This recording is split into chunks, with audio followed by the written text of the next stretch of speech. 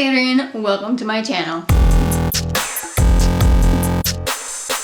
Today I'm here to bring you my January wrap-up. I had a fantastic start to 2018. 2017 ended on a bad note. I didn't read the last 2 months pretty much, but 2018 already is up to a great start. I read almost 7 books. I say almost because I have about 100 pages left of the last book that I was reading, which pretty much counts as being a complete book, wouldn't you think? While I did read a large quantity of books, I will say this wasn't my greatest reading month as far as star ratings go. I had a lot of average, wishy-washy kind of books, but let's talk about them. I started out the year on a fantastic note with a 5-star rate, and that's A Conjuring of Light by V.E. Schwab. I started this in the end of November, beginning of December, and I only read 56 pages. So in January, I flew through this book. It was so good. If there is a series that I can recommend to you that starts off okay, like it was good, but the more the series goes on, the better it gets. And I don't see that happening with a lot of series. A lot of series, either the first book is great, the second book is kind of crap, and the third book is great,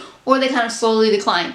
This one got better as the books went on. So if you've read A Darker Shade of Magic, which is the first book in the Shades of Magic trilogy, and you didn't like it, please push on, because it is definitely worth it. I can't really tell you too much about this book, but in case you don't know, it follows a guy named Cal who is an Antari, and an Antari is a blood magician. It also follows a girl named Lila, and Lila is a thief.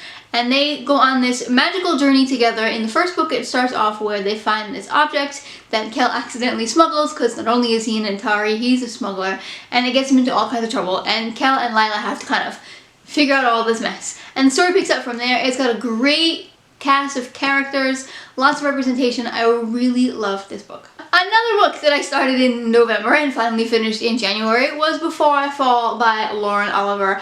I, guys, was not a huge fan of this book. This one is about a girl named Samantha who is a high school senior, and she gets into a car accident at the very beginning of the book and she dies, and she has to relive this day over and over and over again. And so it follows her journey through all these days and her personal growth.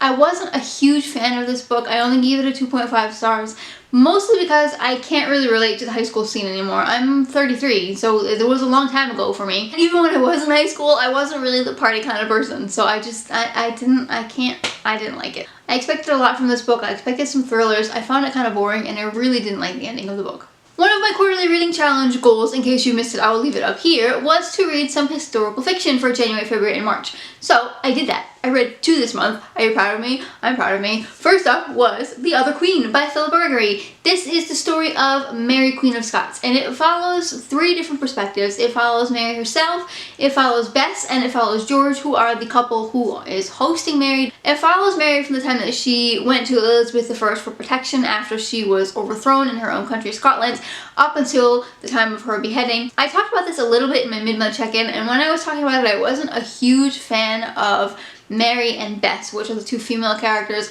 As I was reading this book, I will say they did annoy me, and I talked a lot about this in my Goodreads review if you want to go check that out. They did annoy me a little bit. However, I found them to be very strong, independent female characters. While the characters seemed whiny to me, Bess whined about her fortune over and over and over again, and Mary, Queen of Scots, seemed sort of childish and petulant at times, but while they did annoy me, I found them to be very strong female characters. I found them to be very self-preserving, which I think might have been the annoyance factor that I found in the beginning, but as the story went on, I appreciated their characters, and I appreciated how they stuck up for themselves and they were self-sufficient. So that kind of helped me forgive the character problems that I had in the beginning of the book. I ended up giving this book a 3.5 stars. I did enjoy it. It wasn't the greatest book I ever read, but it was definitely very interesting. Staying on the historical fiction kick and staying within the time period, I also picked up Aunt Elizabeth by Rosalind Miles. I did this one on audiobook.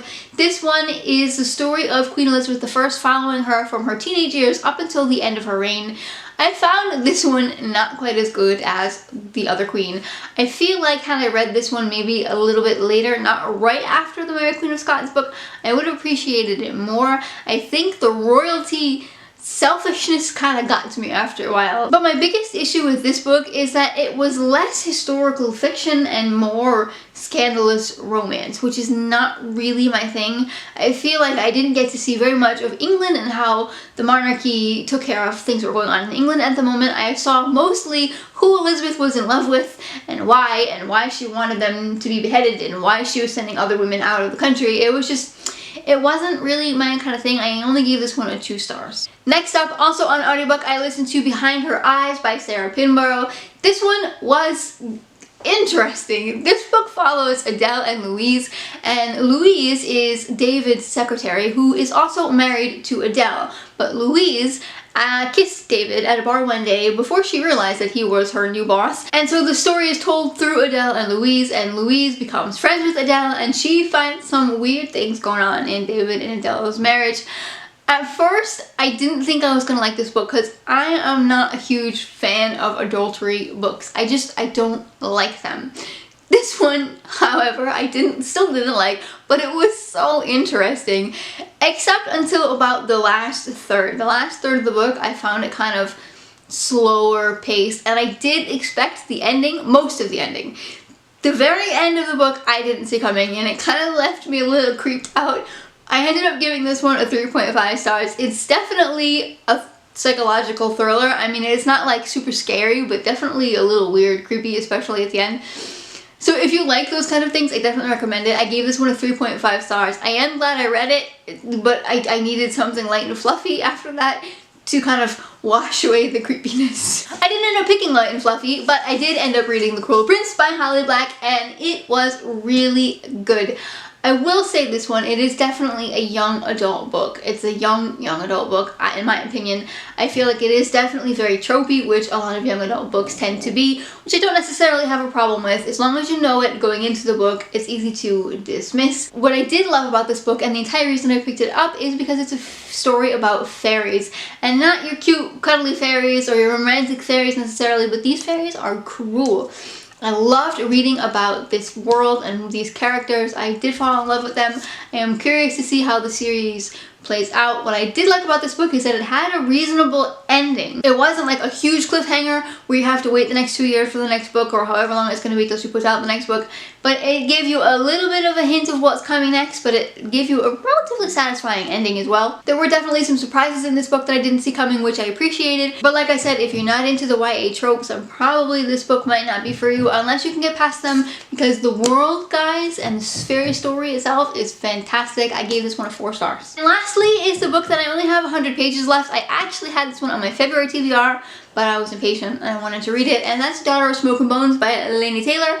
I am, let's see, 375 pages in, so just under 100 pages left. I really enjoyed this book. I'm not gonna say that it's the best book that I ever read. I do love her writing. I think that is absolutely fantastic, and I do love the characters.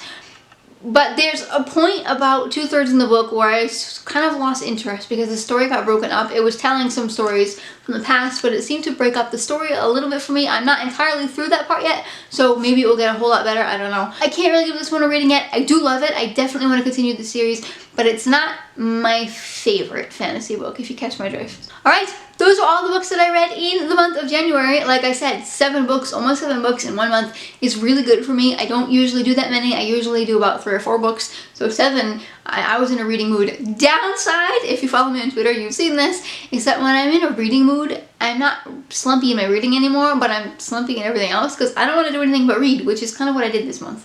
Not a good thing. Anyway, if you enjoyed this video, give it a big thumbs up. If you have not yet, I'd love for you to subscribe. Thanks for watching, and see you next time. Bye.